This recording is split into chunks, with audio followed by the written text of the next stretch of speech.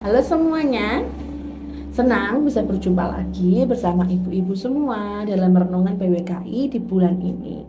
Bulan ini renungan PWKI akan bersama-sama dengan saya, Genta Pramitasari, dan kita akan belajar dari Injil Matius. Nah, sebelum kita bersama-sama belajar firman Tuhan, monggo kita berdoa dulu yuk. Saya hantarkan ya. Tuhan Yesus, terima kasih Tuhan untuk hari yang baik, untuk kesehatan, untuk kecukupan, untuk keluarga, untuk sukacita, untuk keselamatan. Itu semua kami terima dengan penuh pengucapan syukur. Terlebih Bapa, hari ini kami menyediakan waktu khusus kami, menyediakan hati kami untuk bersama-sama belajar tentang firman Tuhan. Tuhan sendiri yang hadir, Tuhan sendiri yang memampukan kami. Kami menyediakan hati kami Tuhan. Di dalam nama Tuhan Yesus Kristus, Allah yang hidup, Allah yang telah menjadi daging, kami berdoa dan mengucap syukur. Amin. Oke, sekarang kita mulai. Kita akan bersama-sama belajar tentang firman Tuhan dari Injil Matius. Monggo dipersiapkan, nggak usah terburu-buru. Kita akan bersama-sama membuka Matius 15 ayat 21 sampai 28. Sekali lagi, Matius 15 ayat 21 sampai 28. LAI mencatat memberi judul Perempuan Kanaan yang Percaya. Jika sudah ketemu, saya akan membantu membacakannya bagi kita semua. Matius 15 ayat 21 sampai dengan 28, Perempuan Kanaan yang Percaya. Lalu Yesus pergi dari situ dan menyingkir ke daerah Tirus dan Sidon. Maka datanglah seorang perempuan Kanaan dari daerah itu dan berseru, "Kasihanilah aku ya Tuhan, anak Daud, karena anakku perempuan kerasukan setan dan sangat menderita." Tetapi Yesus sama sekali tidak menjawabnya. Lalu murid-muridnya datang dan meminta kepadanya, "Suruhlah ia pergi, ia mengikuti kita dengan berteriak-teriak." Jawab Yesus, "Aku diutus hanya kepada domba-domba yang hilang dari umat Israel." Tetapi perempuan itu mendekat dan menyembah Dia sambil berkata, "Tuhan, tolonglah aku." Tetapi Yesus menjawab, "Tidak patut mengambil roti yang disediakan bagi anak-anak dan melemparkannya kepada anjing." Kata perempuan itu, "Benar Tuhan, namun anjing itu makan remah-remah yang jatuh dari meja tuannya." Maka Yesus menjawab dan berkata kepadanya, "Hai ibu, besar imanmu, maka jadilah kepadamu seperti yang kau kehendaki." Dan seketika itu juga anaknya sembuh. Yang berbahagia adalah kita yang mendengarkan firman Tuhan dan memeliharanya dalam hati. Nah, ibu-ibu yang dikasih Tuhan, hidup adalah sebuah perjuangan. Saya rasa kita semua setuju ya dengan quote ini. Hidup adalah sebuah perjuangan. Sebuah ungkapan yang mau menggambarkan jika perjuangan adalah bagian dari hidup yang tidak bisa terpisahkan. Kita berjuang untuk menggapai cita-cita, kita berjuang untuk membesarkan anak kita, bahkan kita juga berjuang menghadapi sakit penyakit misalnya, atau perjuangan-perjuangan yang lain. Kata berjuang menurut Kamus Besar Bahasa Indonesia artinya berusaha sekuat tenaga tentang sesuatu. Nah, berkaitan dengan berusaha sekuat tenaga ini, berkaitan dengan berjuang ini, saat ini, kesempatan kali ini kita akan bersama-sama belajar dari seorang ibu yang berasal dari Kanaan. Dituliskan dalam Injil Matius, ada seorang ibu yang memiliki anak perempuan yang sedang kerasukan setan. Saya tidak tahu usia anak ini umur berapa. Saya juga tidak tahu apakah dia anak satu-satunya atau memiliki anak yang lain dan sudah berapa lama anak ini sakit. Teks tidak menjelaskan detail terkait hal tersebut, tapi yang jelas anaknya menjadi sangat menderita karena keadaannya saat itu. Anakku perempuan kerasukan setan dan sangat menderita.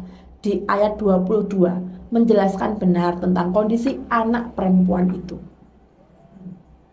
Jadi ibu ini jelas sedang berjuang agar anak yang dikasihinya bisa sembuh, bisa pulih dan memiliki hidup yang lebih baik. Dan jika kita cermati teks kita hari ini, kita bisa melihat perjuangan yang luar biasa dari ibu ini. Saya mencatat minimal ada 3 alasan yang bisa kita jadikan pelajaran pada siang hari ini, betapa ibu ini luar biasa dalam berjuang. Catatan yang pertama atau poin yang pertama adalah ibu ini tidak menyerah meski berkali-kali berusaha dan tidak berhasil. Injil Matius tidak menuliskan apa saja yang sudah dilakukan demi kesembuhan anaknya. Tapi saya yakin sebelum ia menemui Tuhan Yesus, ibu ini pasti telah melakukan banyak upaya atas kesembuhan anaknya. Walaupun semua upayanya belum berhasil. Sudah berkali-kali berusaha dan tidak berhasil, tetapi tidak menyerah. Ini adalah poin pertama tentang ibu yang luar biasa ini. Poin yang kedua, ibu ini seorang perempuan dan janda. Injil Matius tidak menuliskan apakah dia masih bersuami atau sudah janda.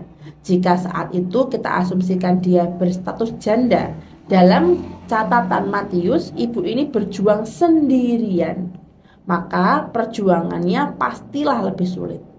Zaman itu, baik secara ekonomi maupun sosial, kehidupan perempuan, apalagi seorang janda, sangatlah memprihatinkan. Sudah harus berjuang memenuhi kebutuhan sehari-hari, masih harus memikirkan keadaan anaknya. Tidak mudah berjuang di tengah banyak keterbatasan. Poin yang ketiga, ibu ini tadi seorang perempuan, kemudian dia seorang janda. Poin yang ketiga adalah ibu ini adalah seorang Kanaan. Dengan statusnya sebagai perempuan dan janda, perjuangan ibu ini tidak mudah. Masih dia ditambah berasal dari Kanaan.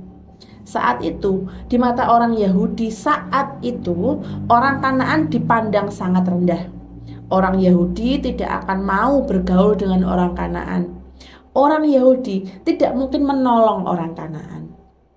Ibu ini sudah janda, perempuan pula di zamannya, dan dia adalah orang Kanaan.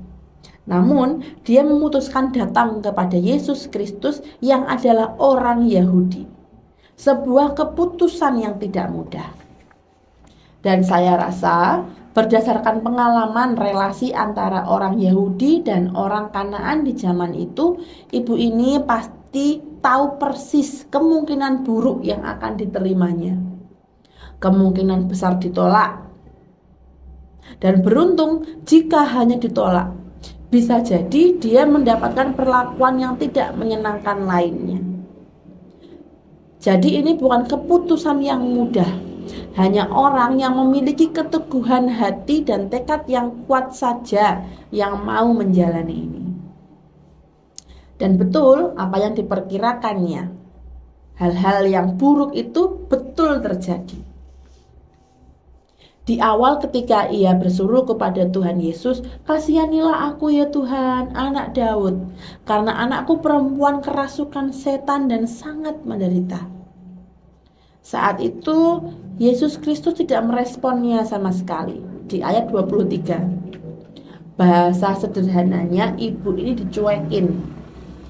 Kalau ibu ini tidak memiliki keteguhan hati dan tekad yang kuat, pasti ia akan langsung pergi. Karena kita semua yakin ya, mengalami penolakan itu kan rasanya gak enak ya. Jadi kadang bikin hati jadi kecil, ditolak sekali ya udah pergi gitu ya. Tapi tidak dengan ibu ini. Ibu ini memiliki keteguhan hati. Tapi sekalipun dicuekin, ibu ini tidak menyerah. Ia terus berusaha hingga akhirnya para murid mulai merasa terganggu karena ibu ini berteriak-teriak meminta Yesus Kristus agar menyuruh ibu ini pergi.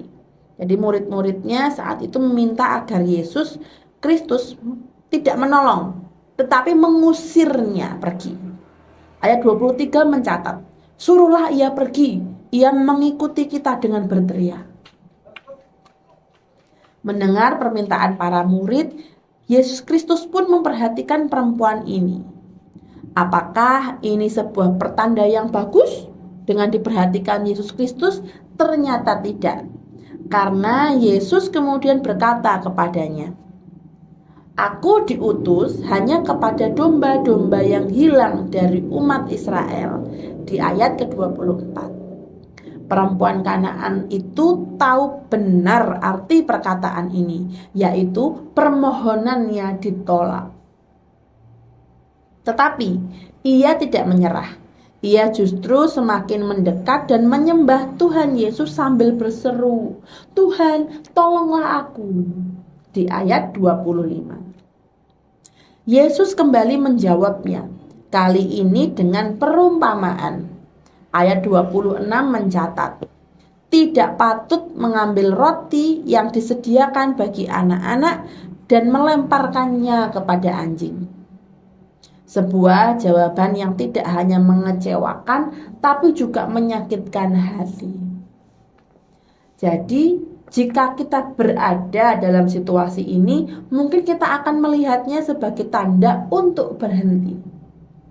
Dan sangat mungkin kita juga akan menanggapinya dengan amarah, karena merasa direndahkan. Tetapi yang indah, ibu ini tidak berhenti, dan juga tidak menanggapinya dengan amarah.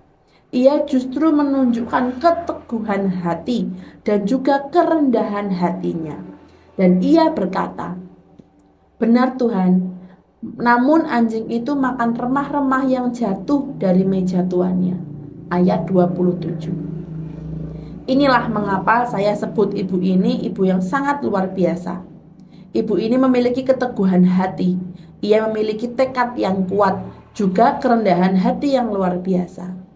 Melihat tekad, keteguhan, dan kerendahan hati ibu ini, kasih Tuhan pun mengalir kepadanya. Saat itu, Yesus Kristus berkata kepada ibu ini, Hai ibu, besar imanmu, maka jadilah kepadamu seperti yang kau kehendaki. Dan seketika itu juga anaknya sembuh. Di ayat 28. Nah, ibu-ibu yang dikasihi Tuhan, ibu ini berjuang untuk kesembuhan anaknya.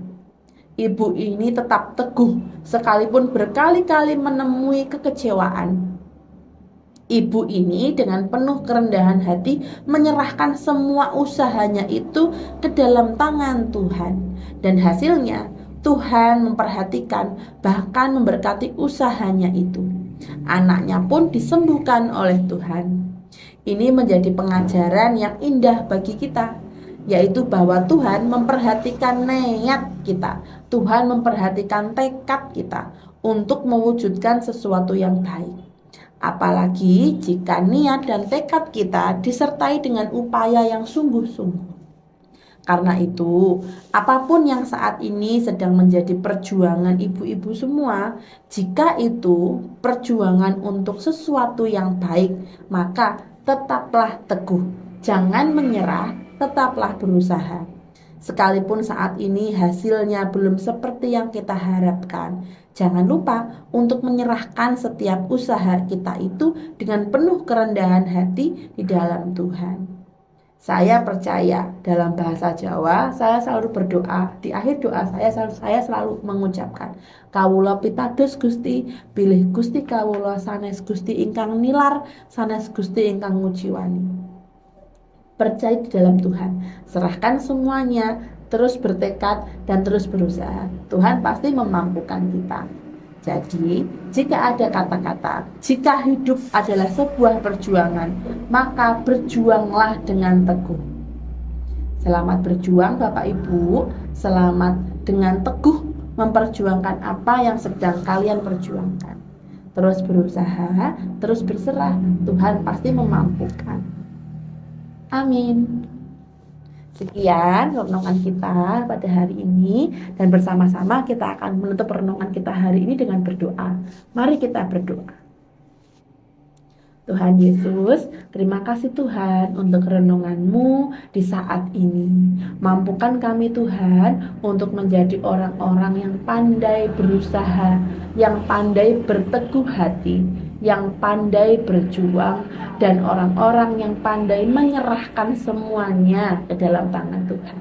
Jadikan kami pribadi-pribadi yang pandai berserah dan pandai mengucap syukur. Kami percaya di dalam Tuhan tidak ada yang sia-sia. Kawula pitados Gusti, bilih Gusti kawula, sanes Gusti ingkang nilar, sanes Gusti ingkang ngujiwani. Matur nuwun Gusti Yesus. Amin.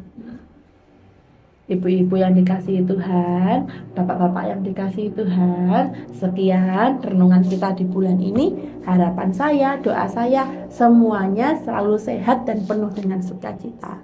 Teruslah berjuang, teruslah menyerahkan kepada Tuhan. Sampai jumpa di renungan PWKI bulan depan. Gusti berkahi. Dadah.